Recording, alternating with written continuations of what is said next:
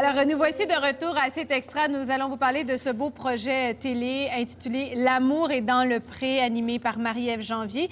Et aussi pour mieux comprendre le monde agricole. Bonjour Marie-Ève. Bon matin. Merci d'être là ce matin. Merci. Il y a M. Loïc Hamon qui est avec nous. Bonjour. Monsieur Hamon, vous êtes directeur des publications pour l'Union des producteurs agricoles. Oui. Et vous avez été aussi impliqué dans ce beau projet. Je sais que tout ce qui sort de ça, c'est la belle aventure. Et le mot qui revient souvent, c'est qu'on dit que c'est parce que parfois, en télé-réalité, c'est assez superficiel. Oui, d'accord? Et ce qu'on dit de cette télé-réalité, c'est qu'elle est vraie, qu'elle est pure, qu'elle est les deux pieds dans la terre. Authentique. Et authentique. Ouais. Est-ce que c'est ce que tu retiens aussi, Marie? Ben oui, puis c'est le mandat que la presse télé et V s'était donné pour cette émission-là. Oui. On avait envie de faire une télé-réalité qui, oui, pour une fois, amenait ces valeurs-là en avant, les valeurs de la sincérité, de la vraie démarche aussi de ces agriculteurs-là, parce que L'amour est dans le pré, bon, pour ceux qui ne savent pas, c'est la version québécoise de l'émission The Farmer Wants a Wife. Je t'ai venue vous en parler. Au départ, Oui. on cherchait du monde, on cherchait des filles pour s'inscrire. Est-ce qu'il y a eu beaucoup d'inscriptions? Parce que ça prend du courage quand même de dire on doit quitter sa vie et aller s'installer, non pas à la campagne, mais sur une ferme. Oui, beaucoup plus d'inscriptions qu'on s'attendait. Ah oui, genre OK. combien? Des centaines? Oui. Ah oui, des filles qui avaient vraiment le goût de changer de vie ou de... Bon, parce qu'on a des filles qui viennent de la campagne, des filles qui viennent de la ville, qui ont participé à l'émission. Et comme tu le dis, c'est des filles qui devaient être conscientes qu'ils embarquaient dans une aventure où ça pouvait être la rencontre de l'amour, oui, c'est ça le but de l'émission, mais la rencontre aussi d'une famille. Est-ce que ça fit avec le reste de la famille? Parce que souvent, sur les terres, bien, c'est ça. Tout le monde les est parents impliqué. sont là, Oui, les oui. enfants au complet, tout le monde travaille sur la ferme, d'aller vivre dans une ferme, d'aider à la ferme aussi. Puis l'émission a vraiment montré ça, a vraiment mis en avant le métier d'agriculteur, les relations qui se sont développées à travers les semaines aussi. Moi, je vous le dis, là, les tournages sont terminés. Ça commence le 26 janvier. J'ai vu les premières émissions. Il paraît que c'est bien bon. Ça a l'air bien. On est très tellement fiers. Alors, question de Oui. continuer d'avoir l'eau à la bouche un peu avec ce projet. On va regarder la promo de L'amour est dans le pré. 6 janvier, ici, sur nos terres. 5 agriculteurs célibataires ont fait la rencontre de jeunes femmes qui cherchent, elles aussi, le grand amour. Je m'inscris pour toi. Pour la plupart, la ferme est un environnement inconnu qui contient son lot de surprises. J'aimerais bien gagner son cœur. Moi, je suis prêt au coup de foudre. J'ai juste une vie à vivre, que tu mènes la vivre heureux. Suivez Ludger dans une toute nouvelle aventure offrant qu'un seul prix. l'amour. Déjà, on est comme charmés, mais on voit aussi qu'évidemment, tout ce travail qu'il y a derrière ça, la sincérité des femmes des filles, des participantes, ça devait être un des premiers critères aussi. Fondamental. C'est pas d'aller nécessairement aller gagner des sous puis de... Non, parce qu'il y en a pas. c'est pour la gloire. Ben non, c'est Ah non, c'est ça. complètement autre Gagner. chose. Ben là. oui. On est dans l'amour. Tout à fait. Puis au départ, c'est la démarche des gars qui devait être très sincère. Les gars qui se sont inscrits à l'émission, vous allez voir, dans la première émission, on les présente vraiment un peu plus que ce qu'on connaît déjà d'eux. Mais ils finissent tous leur topo en disant... je pense à Maxime, entre autres, qui dit « Moi, le plus beau cadeau que je pourrais avoir, c'est d'offrir des petits-enfants à mes parents. Moi, je dis ça, j'ai le frisson, parce que ça fait du bien d'entendre des gars dire, à 22 ans, à 23 ans, dire « J'ai le goût de me marier, j'ai le goût d'avoir des enfants, je veux du monde avec moi, je veux une famille qui travaille avec moi sur la ferme. » Donc, leur démarche qui était si sincère, a attiré des filles qui l'étaient tout autant. Et ça permet aussi de découvrir une partie de notre Québec qu'on ne connaît pas ou peu, avec lequel on a beaucoup de préjugés, envers lequel on a beaucoup de préjugés en général. Oui, on a une image de l'agriculteur qui est parfois un peu fausse en réalité. Il y a une génération environ que les Québécois ont perdu le lien avec l'agriculture.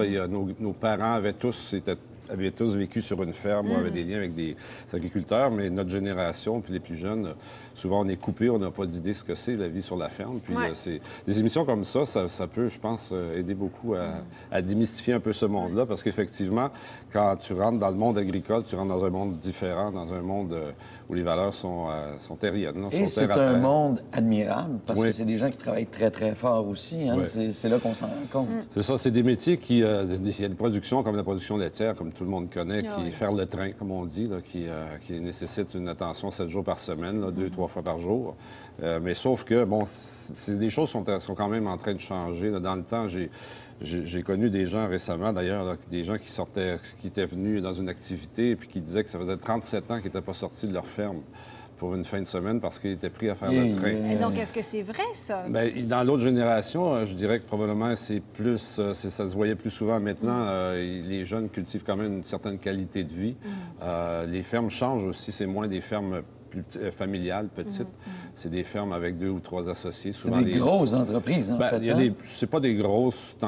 Mettons, si on prend le modèle américain, c'est pas des grosses à ce niveau-là, mais c'est quand même des fermes moyennes, c'est-à-dire 2-3 associés. Et dans l'émission, on voit aussi cette différence-là. On a quelques fermes laitières, de production laitière, et elles sont différentes des unes des autres. Il y en a une, où, celle de Maxime, où Maxime a 500, plus de 1000 bêtes, mais bon, 500 vaches. Bien, quand tu as 500 vaches, tu ne les fais pas une à la fois à la main. Là. Il y a vraiment des machines, puis il y a des gens qui travaillent. Puis Simon a une ferme un petit peu plus petite, donc on voit la différence. Il y a différents modèles, c'est ça. Parce que quand même, on a des idées d'aller chercher un homme sur une ferme qui travaille nuit et jour et puis qu'en bout de ligne, on n'arrivera pas à passer du temps de qualité ensemble, mais c'est pas le cas finalement. Bien, je ne sais pas si dans l'émission, vous avez pu montrer un peu, en tout cas, de... Ça dépend. C'est encore une fois, dépendamment de où chacun vit aussi, tu sais, je parle de Simon encore, qui est un peu plus éloigné que les autres. Simon n'a jamais voyagé, n'a jamais sorti de son village. C'est quoi éloigné? Il vit à Dixville. Dixville qui est en Estrie. Okay. Donc, un peu plus éloigné des grandes villes, si on peut appeler ça comme ça. Donc, il ne peut pas se permettre le soir de conduire 1 heure pour aller au resto, puis peut-être prendre un verre, puis rencontrer quelqu'un. Non, à 8 heures, il est fatigué, puis il recommence le lendemain matin à 6.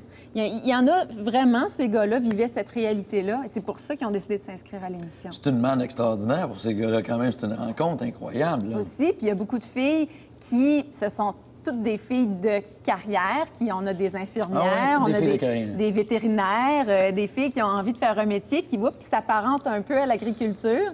Puis vous allez voir, dans le courant des émissions, bien, il y en a plusieurs qui commencent à demander, à un moment donné, tu serais-tu prêt à quitter ta job pour rester avec moi sur la ferme? Oui. C'est facile au début, quand tu embarques dans l'émission, tu dis oui, moi je vais aller vivre sur une ferme. Mais quand tu es rendu là, tu te dis, attends, mais je veux-tu ça? Parce que là, les filles vivent pour vrai avec les gars une semaine pour voir comment ça se passe. Mais en une semaine, est-ce qu'on peut vraiment avoir en une journée, ils ont déjà une bonne idée de ce qui se passe.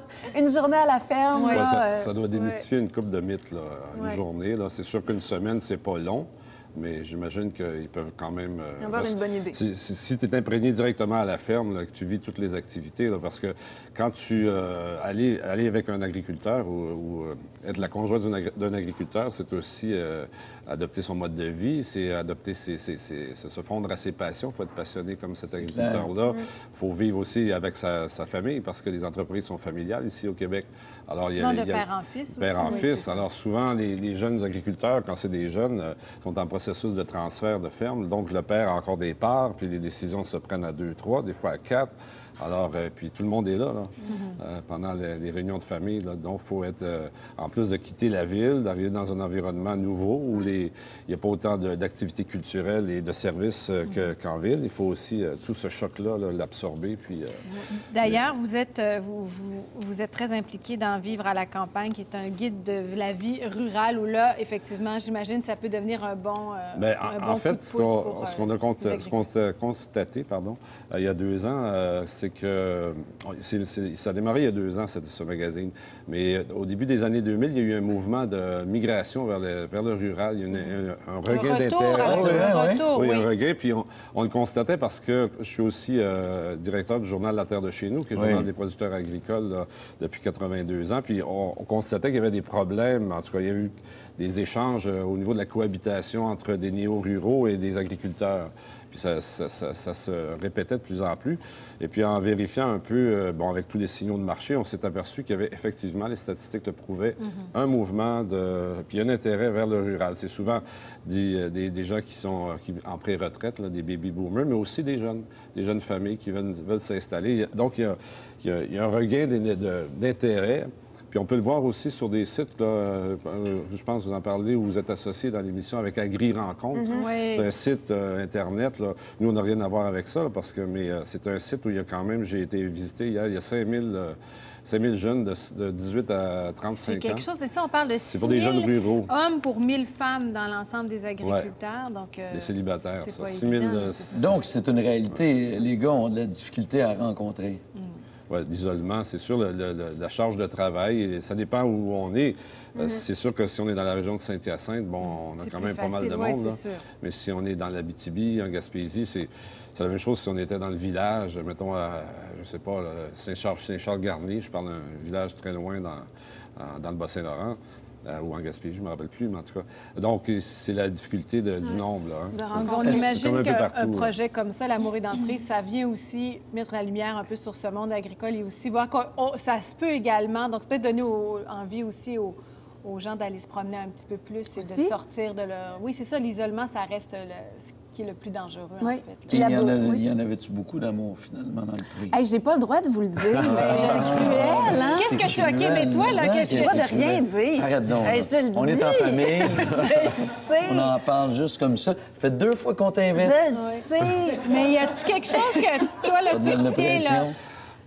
Ça va être super le fun, je vous le dis. Ce qui est beau, là... Puis c'est beau visuellement, les chemins avec la réalisation, là, bravo. Luc Sirois et son équipe, bravo. Puis toute la gang de la presse télé, on a eu une équipe technique extraordinaire. T'sais, imaginez-vous, vous partez à la campagne, puis là, vous avez de l'équipement, puis les caméras, puis les fils dans la boîte. C'est ça. Là, il y a des bêtes, puis ça sent pas toujours bon, mais il fait beau, puis des fois, il fait pas beau. Et on a tourné là-dedans, puis l'équipe technique a vraiment, les techniciens ont tourné là-dedans, ont fait un travail extraordinaire et ont rencontré des gens franchement généreux. Tu sais, ils ont rentré dans des maisons, dans des familles, ils ont mangé comme à volonté, des gens super accueillants. Les vraies affaires de la terre. C'est les vraies affaires et c'est ça que vous allez voir, franchement. Une émission c'est la vraie vie, c'est les vraies choses. Il y a des bons moments, il y en a des moins bons. Il y a des gens qui ont envie de s'engager, il y a de l'amour, des pleurs, des petits becs. Ah, t'as dit qu'il y avait de l'amour. Oui, mais il y a des étincelles. Il y a des étincelles. C'est sûr. Ben, on le voit déjà dans... Bon, bien, merci beaucoup de votre visite ce matin. Monsieur Loïc Hamon, merci beaucoup d'être passé sur notre plateau. Marie-Ève, on va se revoir parce qu'éventuellement, il faudrait qu'on parle de tout ça. Bon, évidemment, il y a l'album La vie à deux. Ah oui, j'ai une autre vie aussi de chanteuse. Tu chantes aussi. Tu es une amoureuse aussi. Et puis, il y a Don Juan aussi en février. À la Place des Arts. Alors ça te coule dans le sang quand même depuis quelques temps dans ta vie. Et je m'en vais répéter. Demain, les répétitions commencent, donc c'est fou. As-tu hâte de retourner sur les planches pour ça? Oui. C'est un beau projet qui a marqué ma vie professionnelle et personnelle. C'est moins qu'on puisse dire. Et de le revivre aujourd'hui en étant la femme que je suis devenue. J'avais 18 quand j'ai commencé. J'ai 27 aujourd'hui. Fait que mes chansons je les vis différemment. C'est une belle gang. C'est un show super le fun à faire. Donc, puis je suis contente de pouvoir faire les deux aussi. Puis avec ton amoureux? Ça va bien. Tu sais, qui est encore ton amoureux. Il y a ça aussi de vivre ça ensemble. Ah, ben ça, oui, c'est le fun, ça aussi. Qui, au départ, n'était pas mon chum. Puis aujourd'hui, on fait ce show-là ensemble. Puis on a une hypothèque et un chien. Et bientôt une ferme. T'as tellement aimé ça. Peut-être une ferme. Moi, je veux des enfants, tu sais, pour ça. Là. J'aimerais ça avoir une petite ferme. Mais je vous le dis, 26 janvier à 9h, à 21h. On va écouter ça, c'est sûr. Qu'est-ce que tu nous as pas dit grand-chose? Non, on va être obligé d'aller voir ça. Merci beaucoup, Marie-Ève. Merci beaucoup, monsieur Hamon. Retour de la pause. Nous allons en cuisine et on va manger un tartare de bœuf au chorizo. Avec beaucoup d'enthousiasme, en tout cas.